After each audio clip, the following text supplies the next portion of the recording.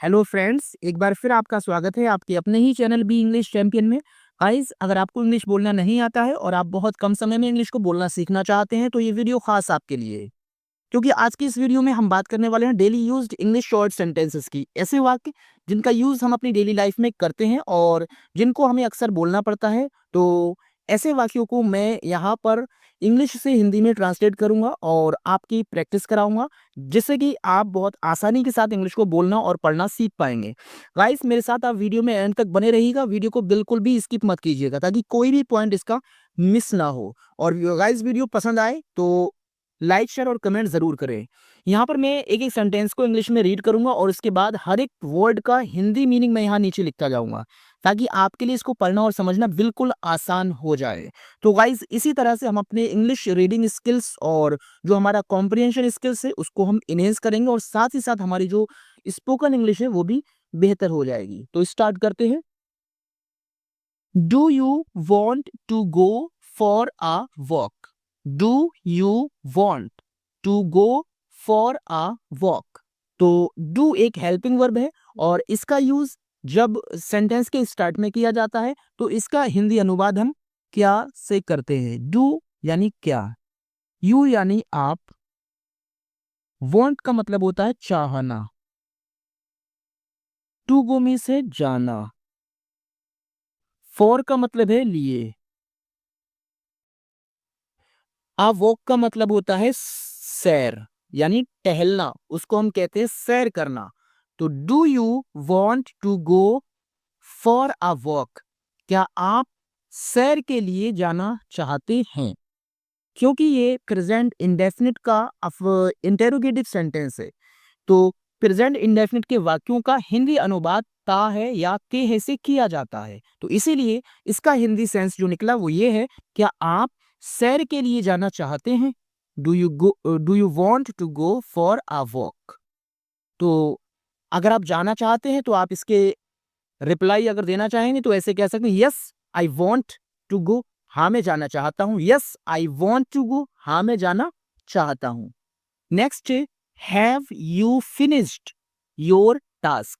Have you finished your task? Have जो कि एक हेल्पिंग वर्ब है, तो कोई भी हेल्पिंग वर्ब जब सेंटेंस के स्टार्ट में आएगी तो उसका हिंदी अनुवाद हमें क्या से करना है। हालांकि हैज हैव का जब यूज किया जाता है तो इसका हिंदी अनुवाद होता है चुका है या लिया है। तो हैव यू क्या आप,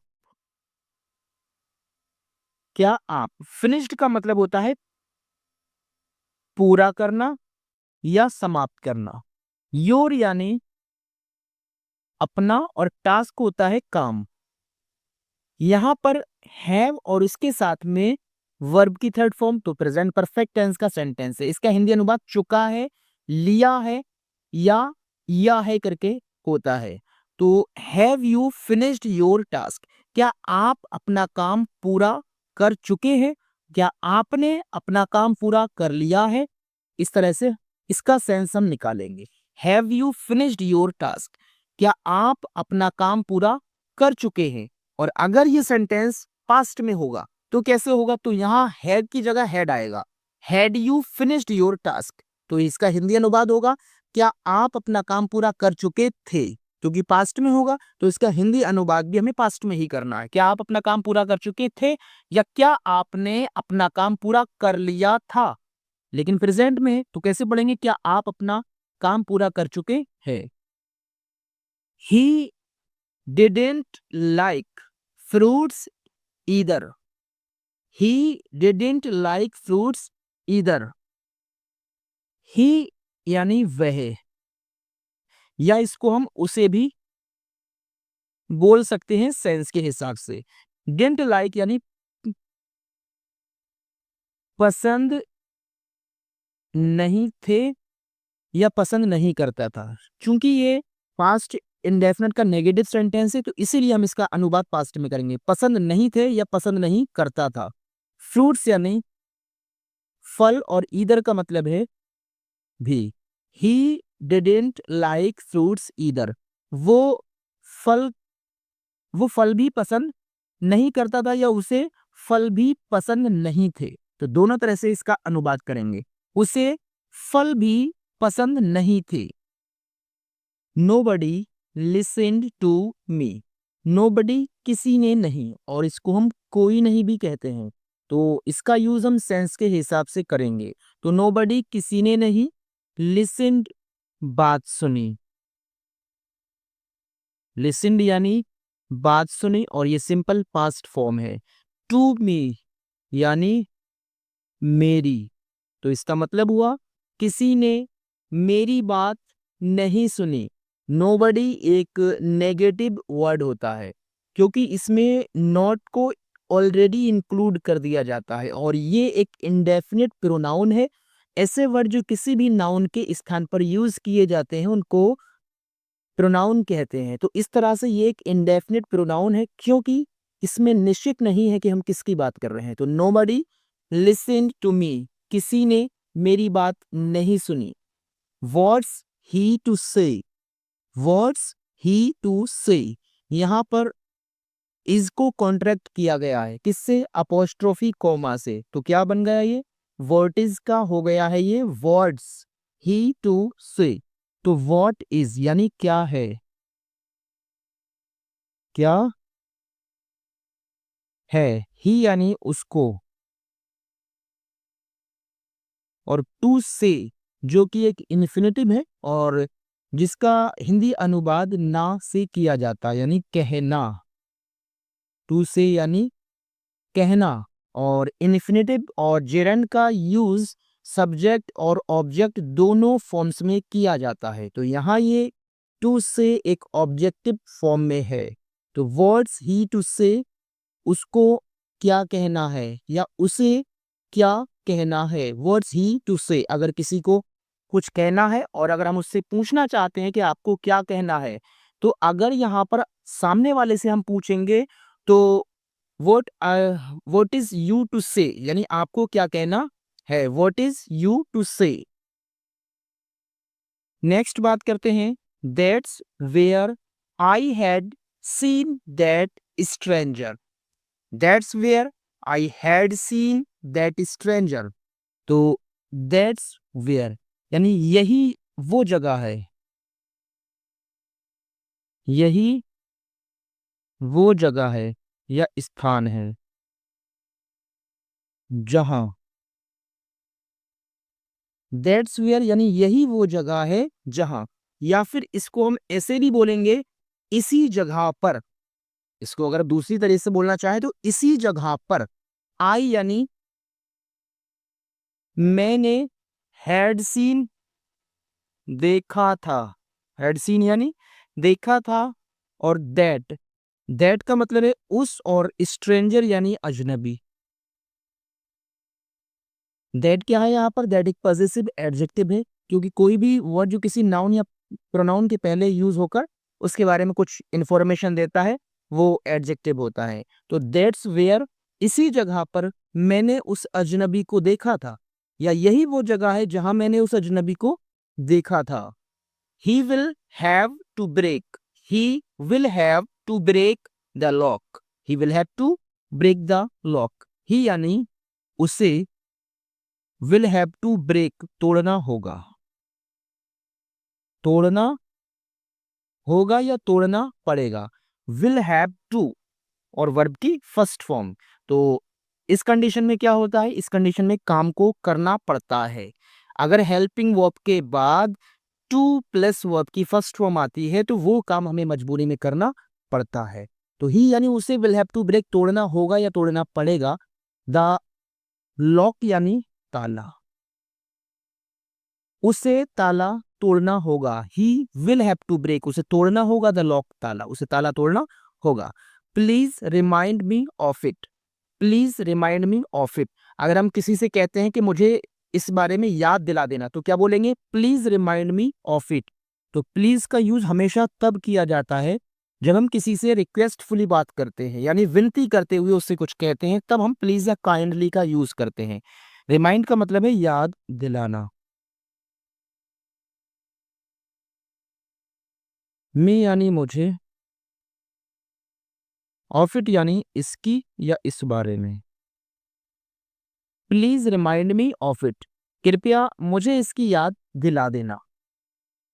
आगे बात करते हैं,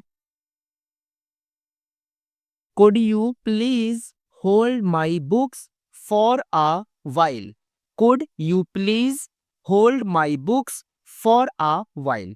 तो गाइस बड़ा ही अच्छा सेंटेंस है, अब हम इसको ट्रांसलेट करते हैं।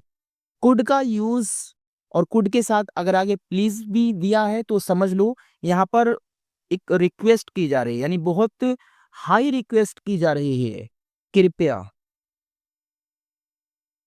और कोई भी हेल्पिंग वर्ब या मॉडल वर्ब जब पहले आती है तो उससे पहले हम हिंदी अनुवाद क्या करते हैं, यानी क्या, कृपया, यू यानी आप। तो कुड और प्लीज दोनों का दोनों ये रिक्वेस्ट के लिए यूज किए जाते हैं। अगर हम यहाँ कृपया नहीं भी बोलेंगे तब भी कोई दिक्कत नहीं है। कुड का जो यूज है वो हमें यही दिखाता है कि आगे जो बात कही गई है वो रिक्वेस्टफुली कही गई है। यू यानी आप। होल्ड का मतलब है पकड़ना। माई यानी मेरी। बुक्स किताबें। फॉर का मतलब है तक, जब टाइम के सेंस में इसका यूज होता है तो तक। अ वाइल यानी कुछ देर। Could you please hold my books for a while, क्या आप कुछ देर तक मेरी किताबें पकड़ सकते हैं। क्या आप कुछ देर तक मेरी किताबें पकड़ सकते हैं। अब यहाँ जो कुड है उसका जो वैसे सेंस होता है वो होता है सकता है। तो क्या आप कुछ देर के लिए मेरी किताबें पकड़ सकते हैं। और इसकी जगह जो बुक्स है इसकी जगह हम कुछ और भी लिख सकते हैं। अगर मान लो हमारे पास कोई और चीज है और हमें वो किसी और से कहना है कि आप ये कुछ देर के लिए पकड़ सकते हैं, तो हम यहाँ पर उस चीज का नाम नोट कर देंगे। यहाँ पेन हो सकता है, could you please hold my pen for a while, could you please hold my anything, कुछ भी यहाँ पर लिख सकते हैं जो हमारे पास होगा। तो हम यहाँ बस उस वर्ड को चेंज करेंगे। नेक्स्ट है, if I were a bird I would fly in the sky. If I were a bird I would fly in the sky. तो यहाँ पर वर का यूज किया गया है। तो जब कंडीशनल सेंटेंस में यानी जो इफ वाला सेंटेंस होता है उसमें अगर पहले क्लाउज में वर का यूज किया जाता है तो वो एक इमेजिनरी सेंटेंस होता है। इमेजिनरी का मतलब होता है काल्पनिक, यानी उसमें एक इम्पॉसिबल कंडीशन रखी जाती है जिस जो पूरी नहीं की जा सकती, ना ही वो पूरी हो सकती है। तो इम्पॉसिबल जब बात कही जाए तो वहां किसी भी सब्जेक्ट के साथ में वर का ही यूज किया जाता है। तो if I were a bird यानी अगर मैं एक पक्षी हो जाऊं, तो इफ यानी अगर, आई यानी मैं, वर आबर्ड यानी पक्षी हो जाऊं या बन जाऊं। If I were a bird अगर मैं एक पक्षी हो जाऊं, तो आई यानी मैं, वुड फ्लाई उड़ जाता, उड़ जाता, इन द स्काई यानी आसमान में।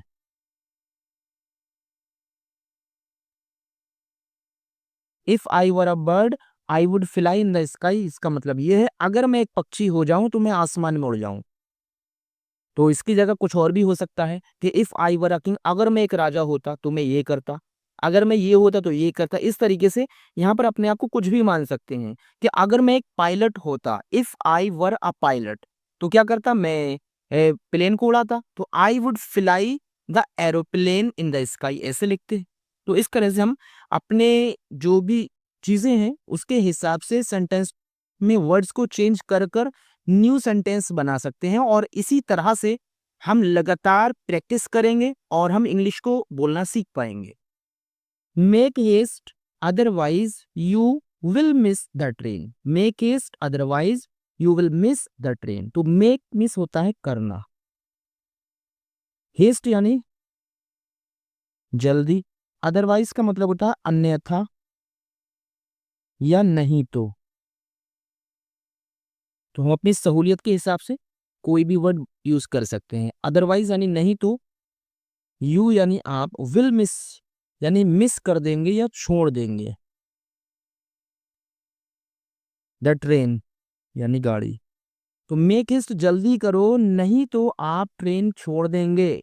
मेक हेस्ट जल्दी करो, अदरवाइज नहीं तो you will miss the train, आप ट्रेन मिस कर देंगे, आप ट्रेन छोड़ देंगे। तो जल्दी कीजिए, नहीं तो आप ट्रेन छोड़ देंगे। I have to go now. I have to go now. I यानी मुझे, हैव टू गो यानी जाना है। तो यहाँ पर हैव टू गो यानी जाना है। हैव के बाद टू प्लस वर्ब की फर्स्ट फॉर्म आई, तो इसका मतलब कोई भी काम हमें करना है। तो आई हैव टू गो, मुझे जाना है। नाउ यानी अब या इस समय, तो अब मुझे जाना है। अगर हम किसी से बात करते होते हैं, किसी के पास होते हैं और हमें लगता है कि अब टाइम ज्यादा हो गया, तो हम कहते हैं अब मुझे जाना है, तो I have to go now. या फिर ऐसे बोलते हैं अब मुझे जाना होगा, तो क्या करेंगे, तो I will have to go now हो जाएगा। अगर फ्यूचर की बात करेंगे तो I will have to go now. और अगर ऐसे प्रेजेंट में बात करेंगे कि अब मुझे जाना है, तो I have to go now. She had to wash the clothes yesterday। She had to wash the clothes yesterday। She यानी उससे। अब यहाँ जो शी है वो फीमेल के लिए यूज किया है। हैड टू वॉश यानी धोने पड़े, धोने पड़े। तो इसका मतलब है ये जो काम है ये मजबूरी में करना पड़ा, हमारी जो इच्छा थी उसके against. She had to wash, उसे धोने पड़े। द क्लॉथ्स कपड़े, यस्टरडे यानी कल। एक होता है टुमारो यानी आने वाला कल, एंड यस्टरडे जो कल बीत चुका है। She had to wash the clothes yesterday, उसे कल कपड़े धोने पड़े। Wash your hands before eating something. Wash your hands before eating something. तो गाइस ये है आपका होमवर्क और इसका आंसर आपको कमेंट बॉक्स में देना है। तो गाइस ये था हमारा आज का वीडियो, और आपको वीडियो पसंद आया हो तो प्लीज लाइक शेयर और कमेंट कीजिए और चैनल को सब्सक्राइब भी कीजिए। तो guys thank you so much for watching this video. Keep learning and keep watching. मिलते हैं नेक्स्ट वीडियो में।